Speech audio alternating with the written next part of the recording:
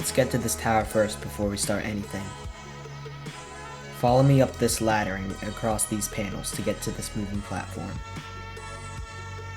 Now we must make it past the obstacles to the top.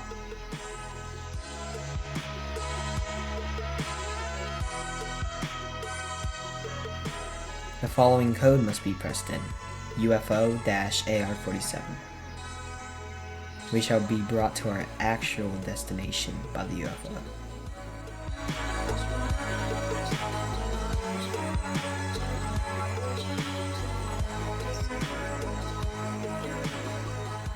Follow me down this hallway.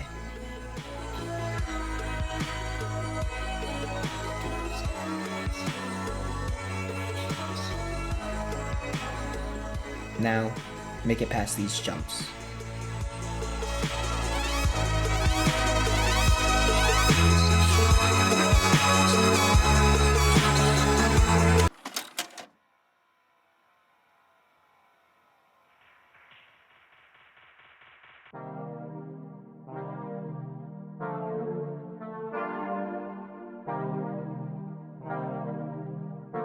Random game number 5. Then we have a Minecraft portal. Okay, it works at least. Then why is there a random guy over there? Gotta do this obby, I guess. Here we go. Okay. So why are you over here? Haven't we met before? I don't think so. Why are you just like sitting on this platform in this game all day? Because I was told you were just wandering around JToH after beating that tower, and you didn't know what to do next. Oh, I see. Wait, that doesn't even make sense. Yeah, the whole plot line isn't gonna... Well, what do you want from me? Simple. Tower of Alien Radiance for your first terrifying. I mean, sure, I guess I'll do it, but if I'm gonna spend like 20 hours of my life on this, can you just give me some basic info? Low, mid, terrifying, located in Zone 5. The first 4 floors of hell. Yeah, that's about it. Alright, I guess I'll go to Zone 5 then.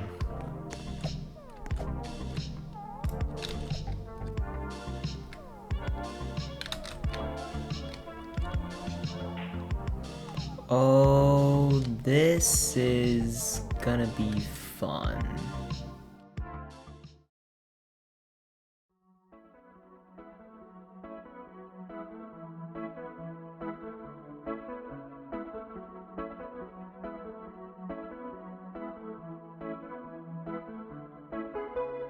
Hey, nice intro. I mean, you can call it cringe or a bad plot, but I think me and Faya, which I'll link his channel in the description, did a pretty decent job on that, and I'm not going to be persuaded otherwise. Well, until I come back to this video like a year later and just cry on my commentary, but that's besides the point. I have just beaten Tower of Alien Radiance as my first terrifying. Woo! And you might ask, why is this more interesting than the rest? Well, the fails, of course.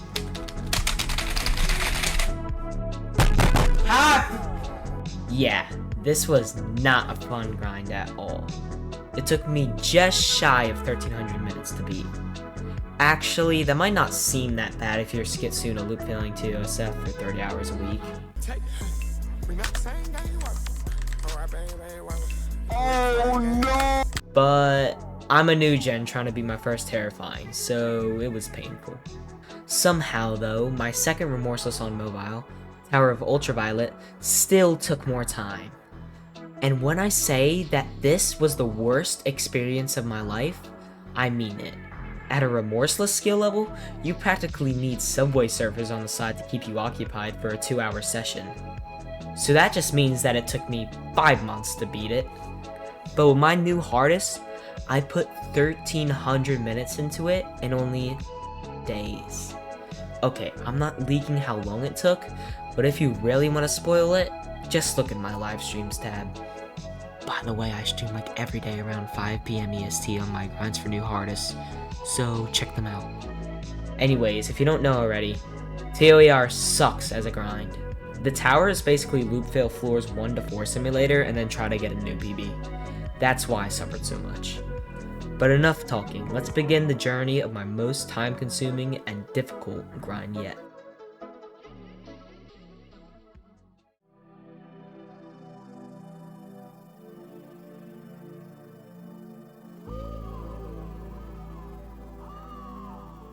Okay, first day of the grind. Already, I knew this day was just gonna be all jumping and beating floors from start to finish, but this took way longer than expected. When I was first doing this, the all jump only took me 50 minutes, and I thought, oh, this is just gonna be quick. And then I spent 5 hours trying to finish the practice. This day wasn't too interesting, so I'll just give you some highlights.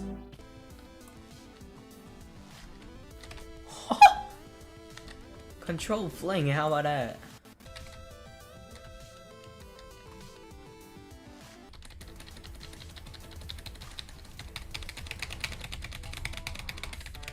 We're going to the moon, chat. Oh god.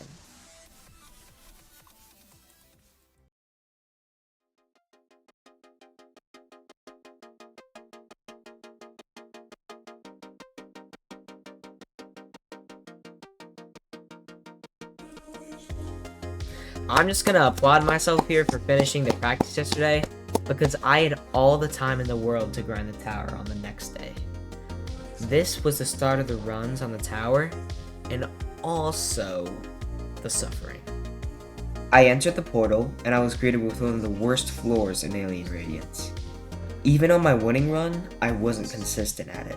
So, if you're planning to do this, just know that you are not playing bad if you still struggle with these. I set my goal to floor 2 and began grinding, but I would surpass that goal by a stretch. The main roadblock in this floor is this truss flick here.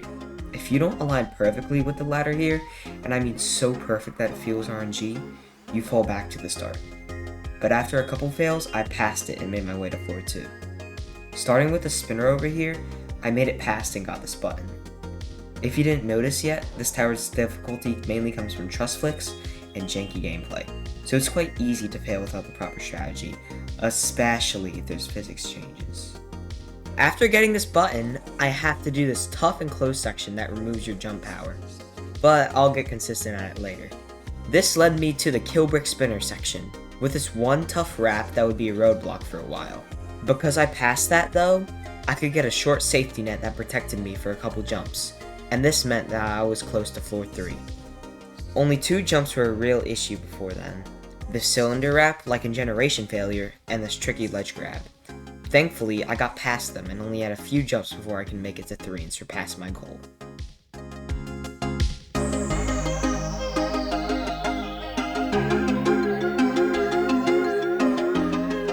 It's now time for floor 3, the hardest floor of this tower. Well, according to Adamir at least. I started off doing these simple ledge grab jumps, and then a couple difficult wraps. After flicking off this truss, I got to the next section of 3. But I would fall into this teleporter and I wouldn't make any progress after that.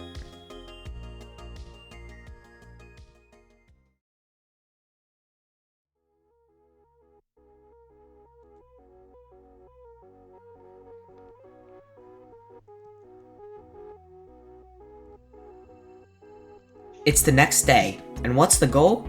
Pass floor 3. This would definitely have some struggle, but I could probably do it.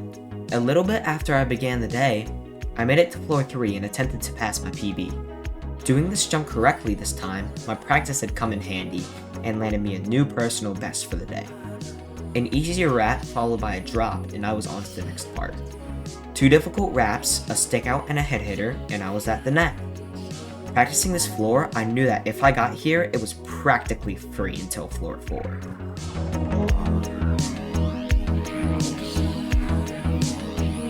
Unsurprisingly, I made it to 4 and attempted to pass it. But this floor would be the real enemy of this tower for multiple days. The floor starts easy with a couple flicks and wraps until I made it to this kill brick spinner. The spinner section, unlike the other one of floor 2, was way easier and I passed it. Of course though, something would get me here, and it's this wrap round. I have failed this so many times that it isn't even funny. I had the correct idea, but to pass it, you have to wrap and sharpen to get to the corner of the block you land on. After I fell, I said this in chat. but what the other person said to me would resonate in my mind for days.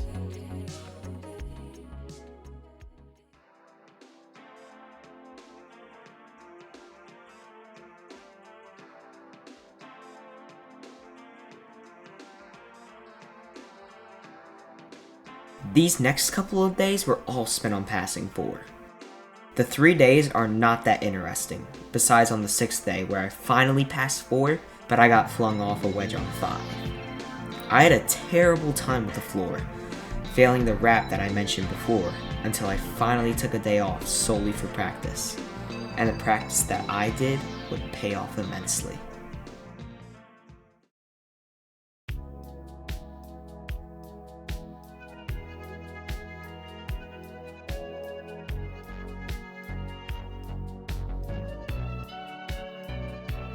Day 7 was the start of something new. I felt refreshed, and my consistency was unmatched. In a matter of minutes, I had surpassed my personal best on 5 and began to try and get the button. These couple of truss jumps required great aligning and camera control, and my practice paid off to get me to 6. The second half, or the pink side, starts off with a time section. Somehow, I did it first try and got to the ladders. Everything was going great until...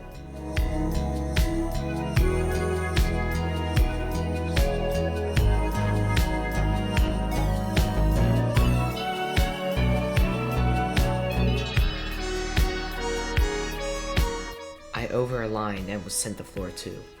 It was a devastating fail that left me speechless, and I thought it would be my personal best for the day, but I was completely wrong. After I failed, I practiced the floors ahead of me and took a short break before coming back. Fortunately for me, I would get to floor 6 in 20 minutes and attempted my PB jump. Making it past, I did a couple easy jumps and made it to 7. 2 floors improved on my personal best now. The floor began with a couple flick stickouts, and I passed them fairly easily. Now it was time for the net. It was a good thing I'd practiced, because I passed everything and made it to the hardest section. If you failed this, it was done, and you are sent to 5. What I did after this was a miracle. Get off. Hop off my meat. Hop off my meat, homie. Hop off my meat. Hop off my meat. Y'all riding so hard.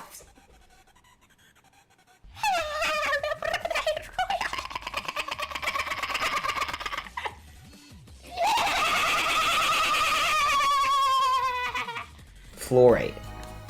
Passing the start of the floor, I made it to the net, and I now had a proper chance of getting to 9 on my first try.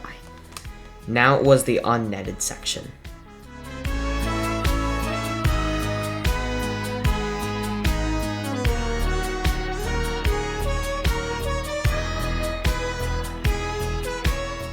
Unfortunately, I failed one of the last jumps of 8, and I didn't get a new PB after.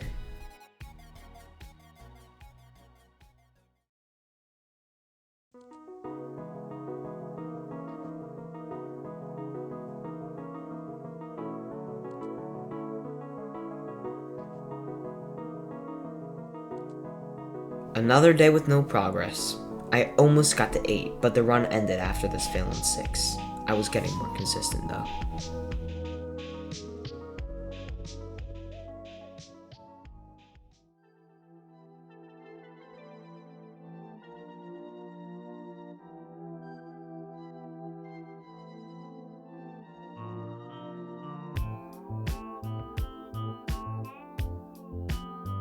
I don't have footage for this, but on this day, I made it to floor 9 2 separate times in the morning, and I began streaming later that day to hopefully get back and win. Remember when I said physics changes earlier? Yeah, this is where it happened. In the morning, I had the 2 fails on 9 because the strategy I learned for this part didn't work. But I pressed on and kept trying. Getting back to yesterday's PB, I worked my way around the unnetted section with ease, but what I struggled on the most was this walk around.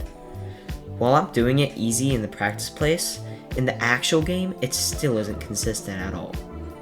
I failed it around 10 times until I managed to get to 9. I started with this flick onto here, and began the hard part. I passed everything, did the TOBK ball, and I managed to get a new PB. but how far would I come from here?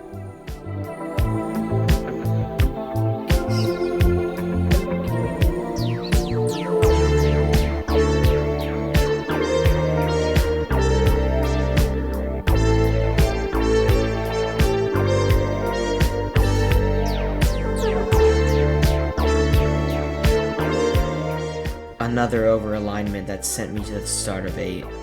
Unfortunately for me, I never made it back, and my personal best was at 9 times 3. I was now at the final part of the grind.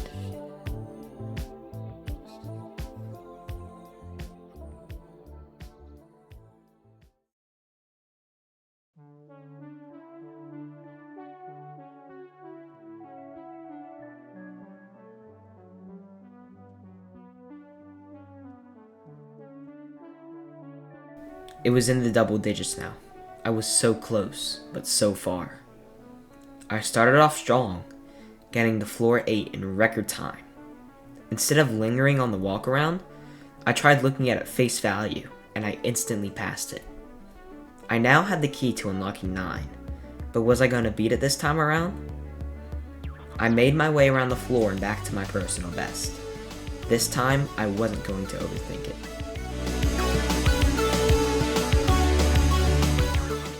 And it worked. I was now at the net. It was practically the end. As long as I didn't falter, I could do it and win. I made sure that I practiced thoroughly beforehand and passed everything. It was time for the end.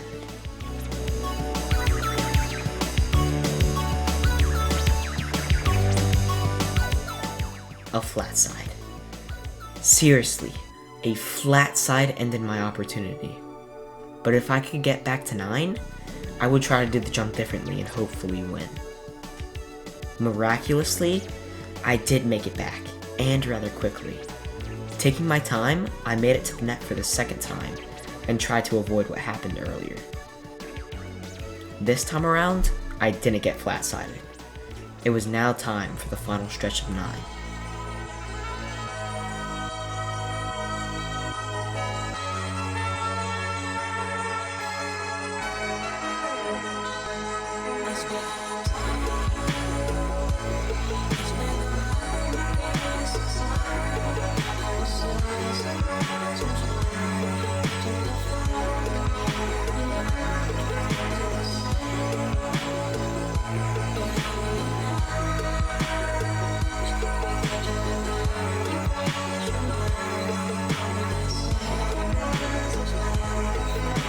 My lane, my bad. Holy shit! I did it? Yes, I did. The grind was over. Now all I had to do was beat 10. Easy, right? Definitely wasn't gonna rush and fail. Just kidding. I focused up and did like one jump every time the spinner passed. So, now it was time to win.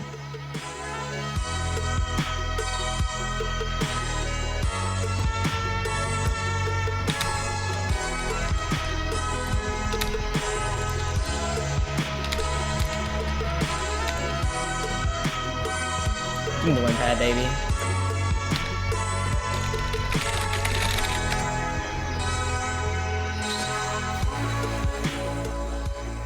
GG's. The grind is done. My longest soul-crushing grind yet. But this is just a glimpse into what is next.